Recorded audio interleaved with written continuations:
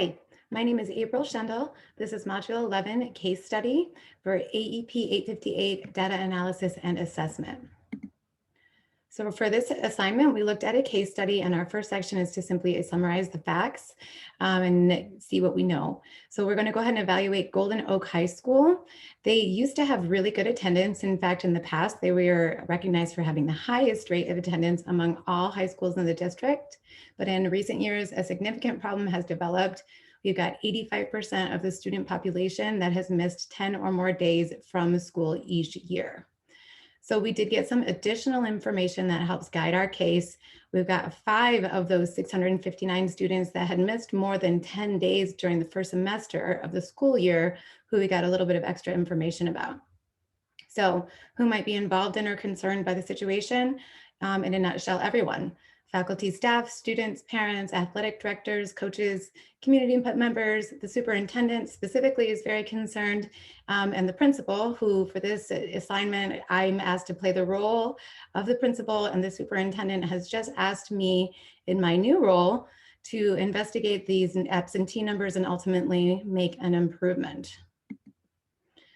So we've got a few more facts to establish. What do the parties involved have to say about the situation?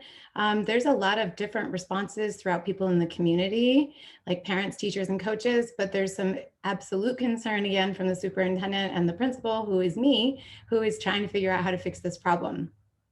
So what are some school district policies that need to be reviewed with the school personnel? Clearly, attendance needs to be reevaluated. The collection of attendance records itself, as far as that data that's collected, what are we doing to analyze it? And also accountability. And I think that applies to teachers, students, and also coaches, athletic directors. And so we'll get more into that in a little bit here. So we were asked to report some legal or ethical issues. So I decided to kind of do that student by student. The first student that we learned about is Karen. She's in 11th grade and she was recently married, which there might be some legal and ethical issues to look into at that point, considering state laws. And I'm not sure if they apply in the same way to married students or exactly what that looks like. So we need to think about that. What's most important is that her work has diminished since she's been married and her absences have increased. Another concern with her is that parent requests for conferences have gone unanswered. We also have Tyrone.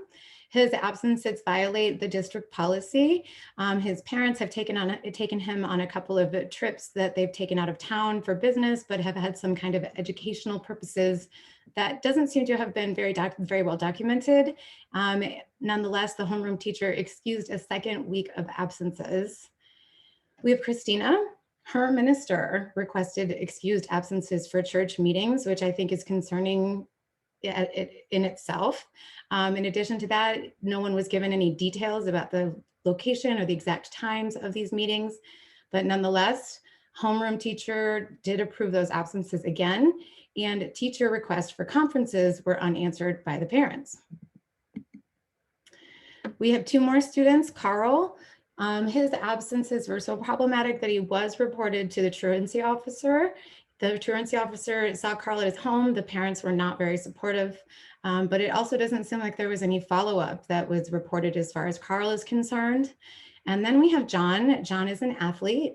And we have seen a record here of his excessive absences that are kind of sports related, not being reported by teachers at all.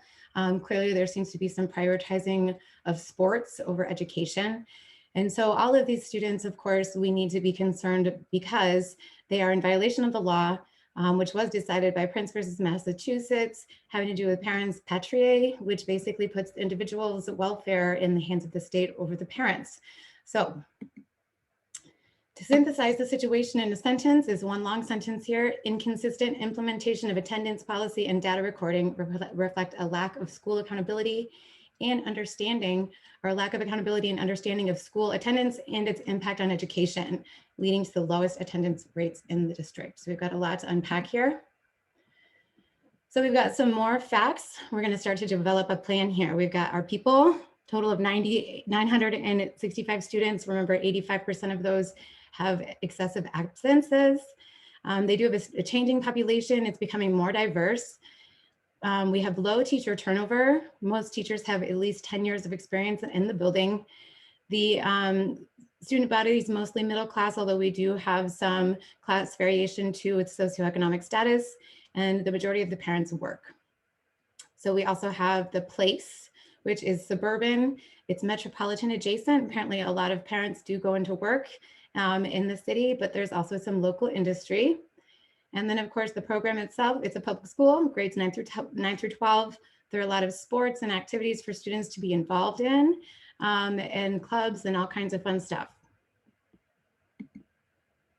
So we need to now review and prioritize the information leading to an equitable resourcing plan that supports school improvement and student development. So we need to think about what additional data points should be considered. And I think we need a lot more data, and it should be, of course, aggregated into different categories to help us get a clearer picture. Ultimately, I think we need to be able to determine a risk level for every student, whether it's low, moderate, or high. I think we also should gather some perceptions information, some perceptions data from anyone who would respond to a questionnaire in the community, just kind of gathering what they believe about attendance and what they know about it being tied to school achievement, academic achievement, and of course, overall improving society, to just kind of see where we're at. I think we also need to gather some more data on our school processes. Attendance is tied to grades presently, but I'm wondering what else are the factors that lead to accountability in reporting absences and actually reporting to school, and what kind of accountability is there for teachers, because it seems that there's some major inconsistencies as far as students or as far as teachers making decisions about unexcused excessive absences, or in an extreme case, not even reporting absences at all. So of course, chronic absenteeism is harmful to teachers, students, parents, and the community. So we need to continue to review and prioritize. Teachers, coaches, students, parents should be informed of achievement being linked with student attendance and of school attendance problem. I do wonder how many people in this community are actually aware of this problem and what they would want to do about it. They seem to be a proud community. They seem to really rally around the school as far as sports. So maybe they're not aware of the problem itself. So we need to communicate this. We need to communicate standards, expectations, and the problem itself in any way we can. Assemblies, practices, letters home, social media, meetings, emails, text alerts, name it. So we need to think about impact, outcome, and consultation. Of course, the impact could be that the situation is damaging to everyone, stakeholders, and to the rest of the community. The outcome is going to affect a lot of people, teachers, students, coaches, staff. And at this point, if we've gathered data and we've put all of our information and concerns out to the community, then stakeholders have been consulted. I hope I know enough to make a decision. I need to think about how I'm going to be proposing this whole plan to school improvements. So again, I think it starts with informing. We need to make sure that everyone knows what's going on and that we need to have very clear attendance policies and stick to them. Okay, so we've got three possibilities: take no action, take extreme action, or an intermediate option. Of course, no action, it's going to just get worse. Rates are going to continue to climb. Extreme action could be kind of harmful as well. Let's say we did report every student who is missed for truancy. That could have some repercussions at home, and it could also just really create a bad culture within the community. And I could even maybe go and approve every single absence myself as a principal, or intermediate. Let's put a group of people in charge of really monitoring the situation and making some steps or taking steps to make an improvement here. We're going to think about having an attendance task force. It'll be led by the principal and the committee. So this way we can start monitoring absences really, really closely after we've made sure that everyone understands that we need to record them. Maybe even after 4 unexcused absences, we can start to intervene, and we can maybe tie this to attendance, to participation in sports. And I could do a little bit more by maybe approving every absence beyond 4. I think that there's a lot of things that we can think about as far as what might happen. Again, no action, not great, negative impacts. I could lose my job. Taking extreme action, it seems like we could maybe get some results, but we could have a bad community reaction. I could also be in trouble at a district level. And then the intermediate option seems like it's going to be the best choice because it can help us flag students who are in danger thinking about that risk level. So that's what I went with, creating an attendance task force. And we can also have meetings to monitor attendance and give updates to community members, let everybody know how things are going. This can give a lot of care and attention to all stakeholders.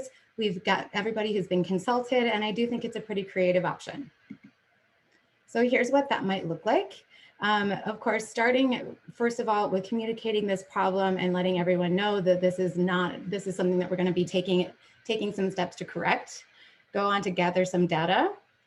Then we'll analyze that data, determine risk level, determine perceptions on attendance, and then we're going to stop and think about, do we need to revise?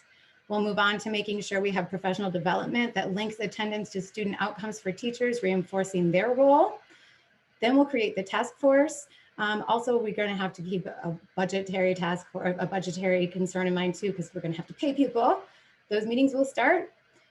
We will start with going ahead and following up with students, parents, teachers, coaches of chronically absent students, as well as those at risk. And then we want to keep continuously monitoring student absences and whether or not our task force is helping the problem and reevaluate if necessary.